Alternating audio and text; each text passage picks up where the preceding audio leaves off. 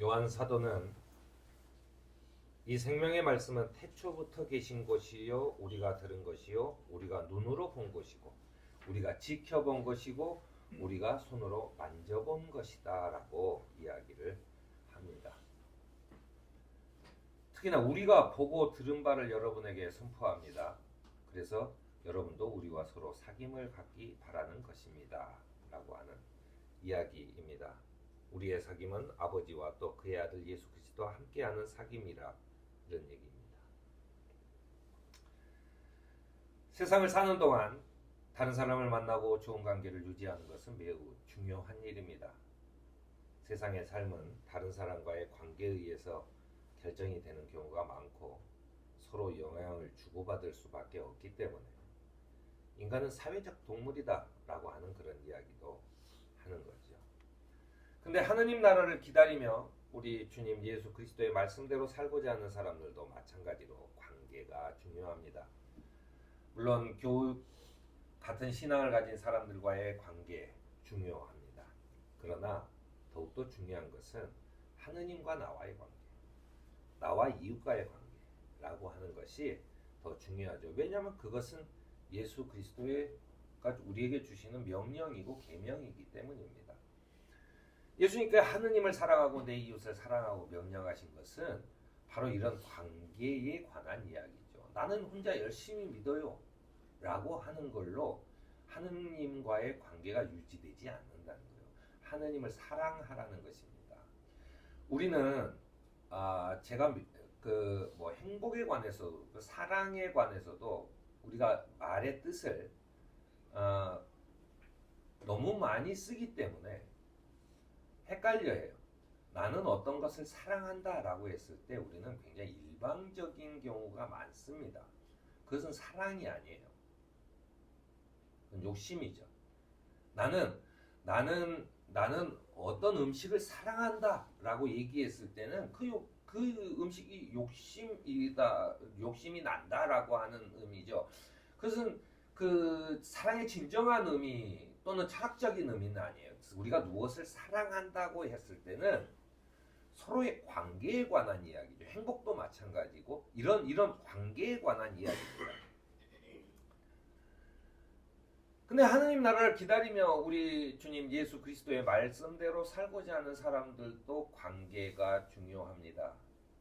그런데 우리는 신앙생활을 하면서도 하느님과의 관계는 별로 없는 사람들이 많이 있어요.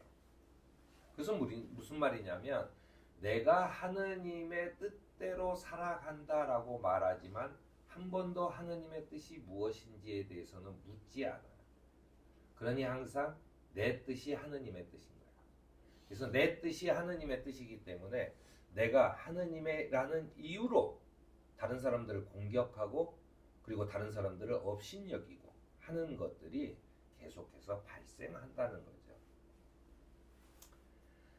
요한은 이런 너희가 서로 사랑하라 하느님을 사랑하고 이게 이런 그 생명의 말씀 예수 그리스도의 이 생명의 말씀은 태초부터 계신 것이라고 이야기합니다. 태초부터 계신 것. 그것은 우리가 듣고 보고 만져본 것이라고 이야기합니다. 그러니까 그 말씀이 그냥 내가 들은 것 같은데 라고 하는 귀로 듣는 것이 아니라 이 말씀은 우리가 듣고 보고 만져본 것이다 라고 하는 이야기입니다. 우리가 말씀을 듣는다는 것은 상식적인 얘기인데 보고 만져본다는 것은 이해가 되지 않습니다. 아마도 구약의 시대에 내려오면서 그 유대 사람들은 다 그렇게 생각했을 거예요. 우리가 하느님의 말씀을 듣는 거죠. 우리가 귀로 듣는 겁니다. 그냥 귀로 듣는 건데 이 요한은 우리가 보고 만져본 것이라고 이야기를 하는 거죠.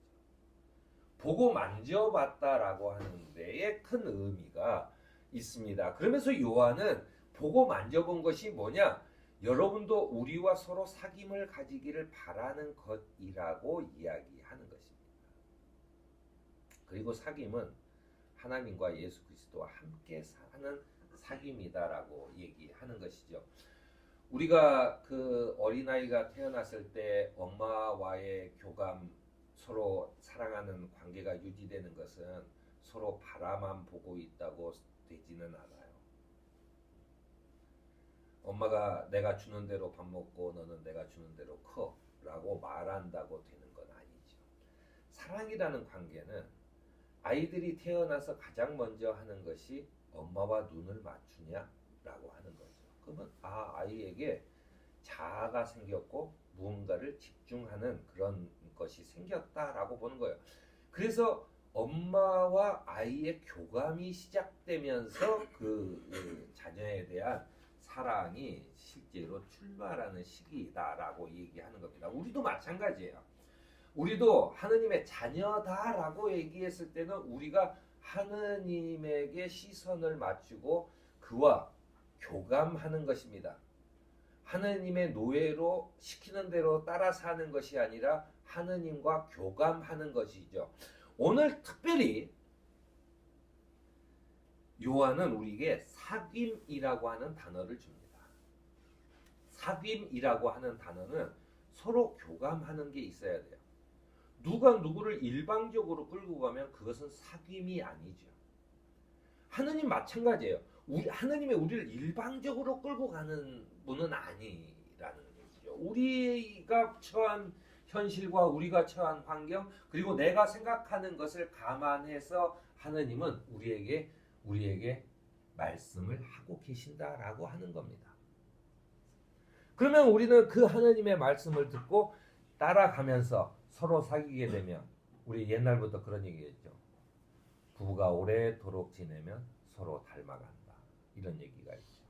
우리가 조금씩 더 하느님을 닮아가고 하느님도 나를 조금 더 이해하는 그런 단계로 간다라고 하는 이야기입니다. 그래서 사귐은 서로가 평등한 관계여야 돼요. 우리 명예 목사님이셨던 고 배성삼 목사님이 항상 얘기하셨던 것은 서로가 사귐이라고 하는 것은 한 식탁에 앉아서 같은 음식을 먹는 것이다라고 얘기해요. 한 사람은 밥을 먹고 한 사람은 옆에 서서 있는 것이 대화가 아니라 같은 식탁에 앉아서 한 사람은 고기를 먹고 한 사람은 라면을 먹고 앉아서 하는 것이 아니라 서로 같은 음식을 먹으면서 이야기하는 것이다라고 하는 것을 강조했어요. 일제강점기에 선교사들이 들어와서 여러 가지 그 독립운동과 이런 것들을 했습니다. 그런데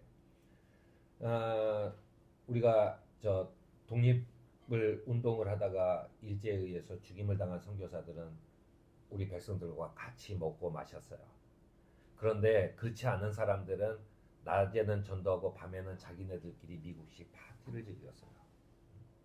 왜냐하면 이들은 내가 교화해야 되는 대상이지 내가 사랑해야 될 대상이 아니라고 생각했기 때문입니다.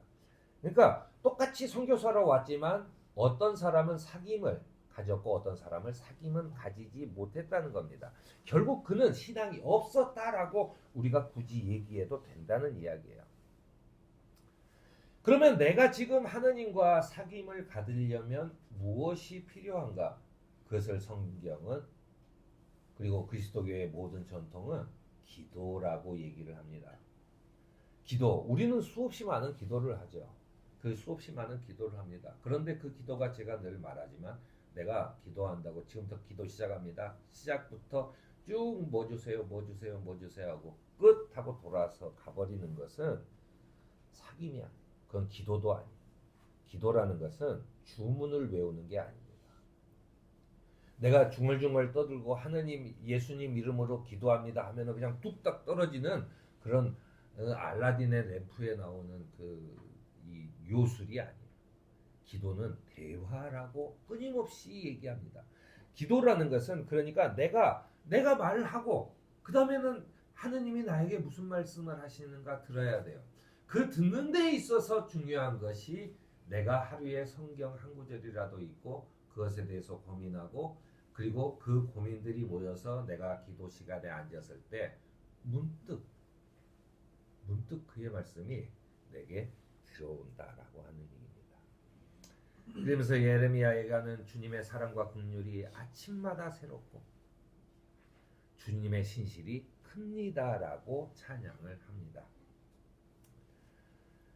우리의 모든 삶의 그 순간과 모든 일을 그리스도와 함께 함으로써 지혜를 얻을 수 있게 되기 때문입니다. 주님, 제가 어떻게 해야 되겠습니까? 라고 하는, 꼭 무릎을 꿇고 앉아서 이게 십자가를 앞에 놓고 이렇게 하는 기도가 아니라 우리가 생활 속에서도 어떤 선택을 할 때 주님, 제가 어떻게 해야 되겠습니까? 라고 하는 그런 말을 통해서 내 속에 지혜를 주십시오라고 하는 그런 그 기도를 할 때 우리는 그 지혜를 얻을 수 있게 된다라고 하는 것입니다. 우리의 주님은 주문을 외우면 소원을 들어주는 그런 마술을 부리는 분이 아니고 우리와 친구로 지내기 위해 우리와 똑같은 처지로 내려오셨어요.